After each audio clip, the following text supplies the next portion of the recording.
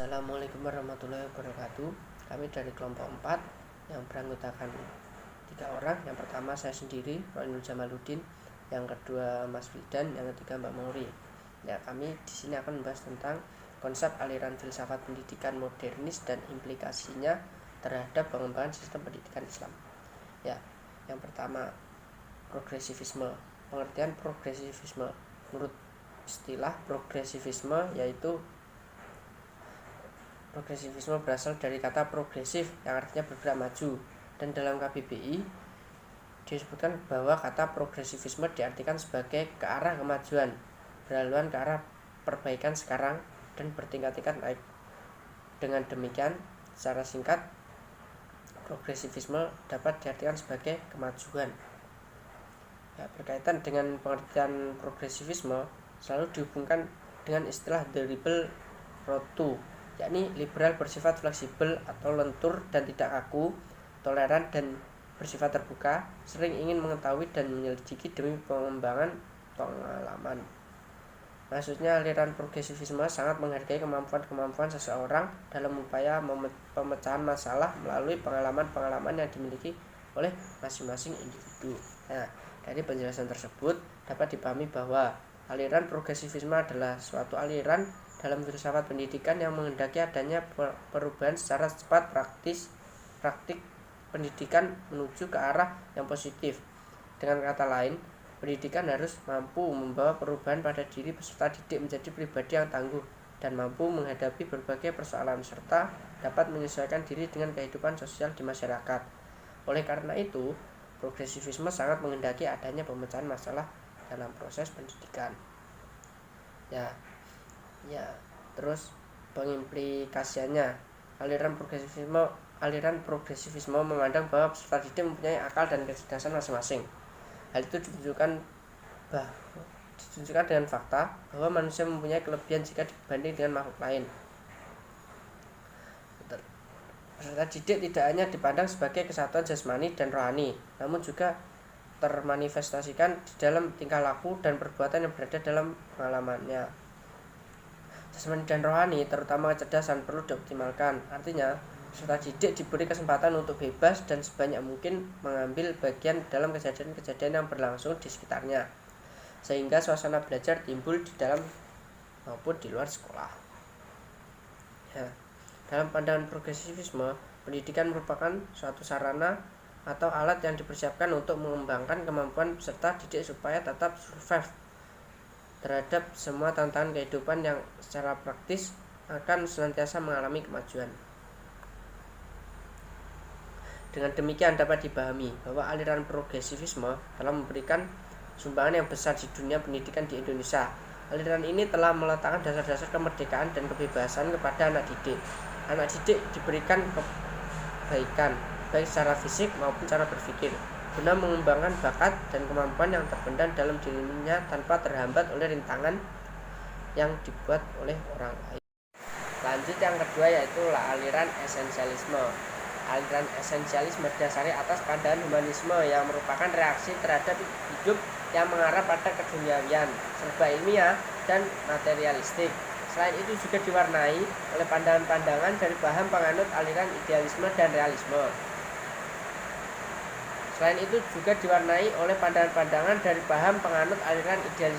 realisme. Imam Bernadib menyebutkan bahwa beberapa tokoh utama yang berperan dalam penyebaran aliran esensialisme. Yang pertama yaitu Desiderius Erasmus, yang kedua Johann Amos Comenius, yang ketiga John Locke, dan selanjutnya sampai 7 tokoh ya dapat dibaca di makalah. Lanjut, implikasi esensialisme dalam filsafat pendidikan. Yang pertama yaitu fungsi sekolah. Kaum esensialisme mengemukakan bahwa sekolah harus melatih atau mendidik siswa untuk berkomunikasi dengan jelas dan logis. Keterampilan inti kurikulum haruslah berupa membaca, menulis, dan berhitung. Serta sekolah memiliki tanggung jawab untuk memperhatikan penguasaan terhadap keterampilan tersebut. Menurut filsafat esensialisme, pendidikan sekolah harus bersifat praktis dan memberi pengajaran yang logis yang mempersiapkan untuk hidup mereka. Sekolah tidak boleh mempengaruhi atau menetapkan kebijakan-kebijakan sosial. Yang kedua yaitu tujuan pembelajaran.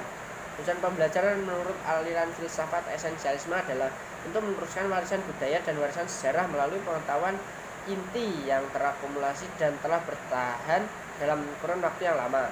Ya, dengan demikian tujuan pendidikan esensialisme yaitu ingin menyampaikan warisan budaya dan sejarah melalui suatu inti pengetahuan yang telah terhimpun dasar bertahan sepanjang waktu untuk diketahui oleh semua orang. Lanjut, kurikulum pembelajaran.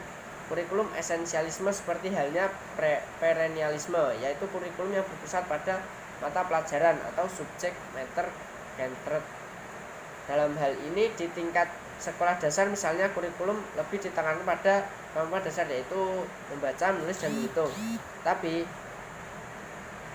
jika sudah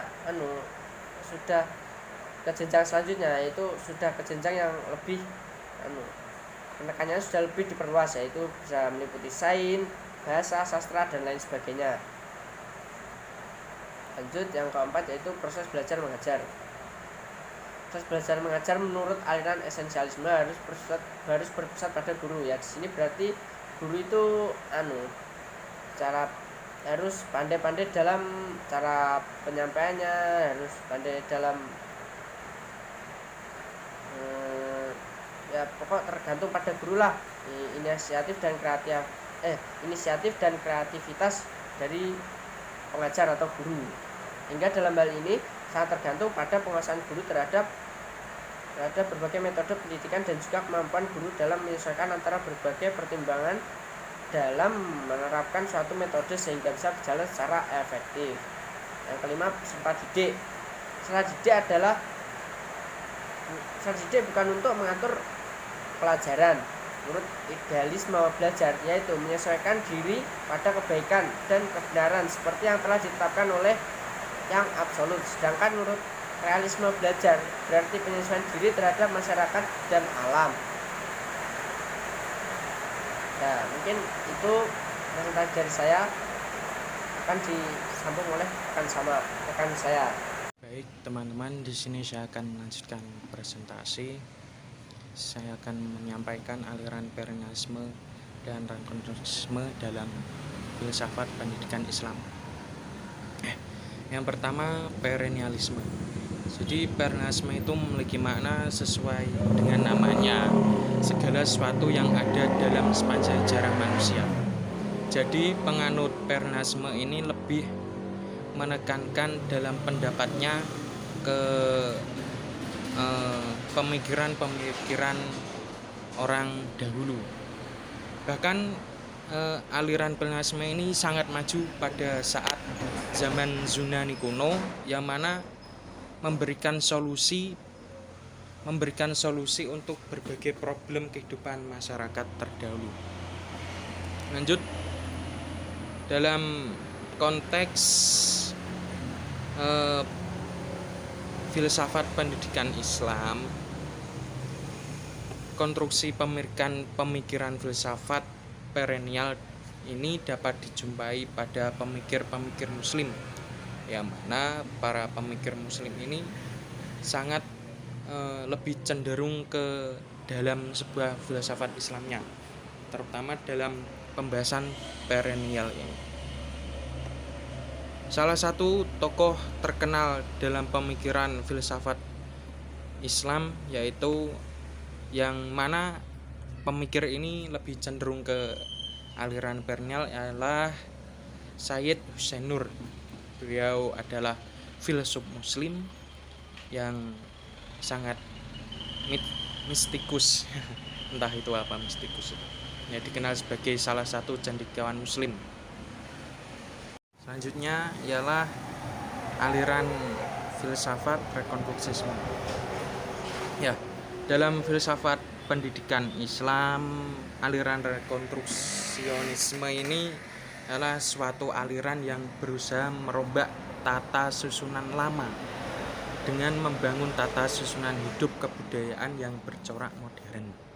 Jadi aliran rekonstruksionisme ini membangun suatu pemahaman atau pemikiran yang mana membangun ajaran baru, lalu dia tidak meninggalkan ajaran lamanya. Jadi masih mengambil beberapa poin dari ajaran lamanya. Nah, aliran rekonstruksionisme ini sepaham dengan aliran Perennialisme. Ya tidak jauh lah dalam pemahaman Perennialisme, yaitu berawal dari krisis kebudayaan modern.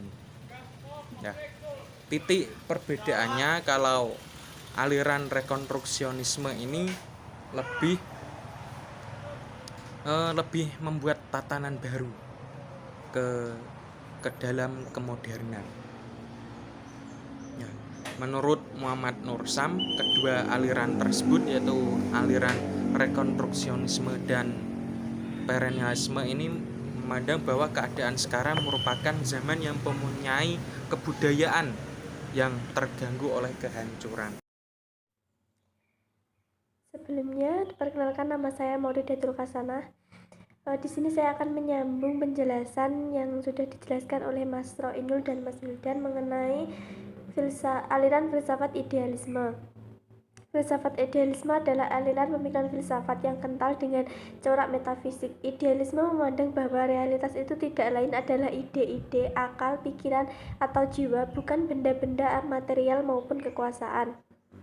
Nah, gagasan tertua filsafat idealisme telah dimulai sebelum periode Masehi bergulir, tepatnya di era Plato, dan Plato adalah pencetus pertama aliran idealisme. Akan tetapi, aliran idealisme di awal abad ke-18 dikenalkan oleh pemikir Jepang bernama Leibniz. Leibniz memakai dan menerapkan istilah itu untuk menyebut pemikiran Plato yang bertolak belakang dengan materialisme Epicurus. Selanjutnya, untuk mengetahui idealisme dalam pendidikan dapat dilihat dari modus hubungan antara filsafat dan pendidikan. Imam Bernadib mengemukakan bahwa dasarnya hubungan antara filsafat dan pendidikan merupakan hubungan keharmonisan, bukan hanya hubungan insidental. Imam Bernadib mengemukakan bahwa dalam memahami filsafat pendidikan perlu diketahui pendekatan apa dan bagaimana filsafat pendidikan tersebut. Selanjutnya, implikasi aliran idealisme dalam pendidikan Islam. Di sini terdapat beberapa poin, yaitu tujuan pendidikan, kurikulum, peserta didik, pendidik, materi pendidikan, metode pembelajaran, dan alat pendidikan Islam. Yang pertama, tujuan pendidikan Islam. Tujuan pendidikan Islam menurut idealisme ada 3, yaitu tujuan mempelajari ilmu pengetahuan semata-mata untuk ilmu pengetahuan itu sendiri sebagai wujud ibadah kepada Allah. Yang kedua, tujuan utama pendidikan Islam adalah pembentukan akhlak karimah. Yang ketiga, tujuan pendidikan Islam adalah mengantarkan pada peserta didik mencapai kebahagiaan dunia dan akhirat. Yang kedua, kedudukan peserta didik menurut aliran idealisme. Menurut aliran idealisme, peserta didik adalah individu yang bebas dalam mengembangkan kepribadian dan kemampuan dasarnya sesuai dengan bakat, minat, dan kemampuan masing-masing sesuai dengan jenjang sekolahnya seperti SD, SMP, SMA, dan lain-lain. Yang ketiga, pendidik atau guru menurut aliran idealisme. Aliran idealisme menyatakan peran guru adalah bekerja sama dengan alam dalam proses pengembangan manusia, terutama bertanggung jawab dalam menciptakan lingkungan pendidikan siswa. Menurut aliran idealisme, peran pendidik tidak hanya mengajar siswa tentang cara berpikir, namun mengenai apa yang dipikirkan siswa menjadi kenyataan dan perbuatan. Yang keempat, kurikulum pendidikan Islam menurut aliran idealisme. Menurut aliran ini, kurikulum berdasarkan pada beberapa prinsip. Yang pertama, kurikulum yang kaya materi, berurutan dan sistematis yang didasarkan pada target tertentu. Yang kedua, kurikulum menekankan penguasaan tepat atas isi atau materi. Selanjutnya, dalam merumuskan kurikulum pendidikan Islam menurut aliran idealisme harus sesuai dengan kebutuhan dan kemampuan anak yang mengutamakan pada essential studies. Yang kelima, materi pembelajaran. Menurut Unisono, pengetahuan yang diajarkan di sekolah harus bersifat intelektual. filsafat, logika, bahasa, dan matematika akan memperoleh porsi dalam kurikulum sekolah. Sedangkan menurut Al-Ghazali, materi pendidikan Islam, dia berpendapat bahwa Al-Quran beserta kandungannya adalah ilmu pengetahuan. Isinya sangat bermanfaat bagi kehidupan, membersihkan jiwa, memperindah akhlak, dan mendekatkan diri kepada Allah. Yang keenam, metode pendidikan menurut aliran idealisme. Metode pembelajaran yang digunakan dalam paham idealisme adalah metode dialekta, dialog, diskusi, serta metode yang lainnya yang dapat digunakan guna mengembangkan pikiran siswa. Sekian presentasi dari kelompok kami. Apabila ada yang kurang lebihnya mohon maaf, dan apabila ada yang ingin ditanyakan nanti bisa di kolom komentar. Wassalamualaikum warahmatullahi wabarakatuh.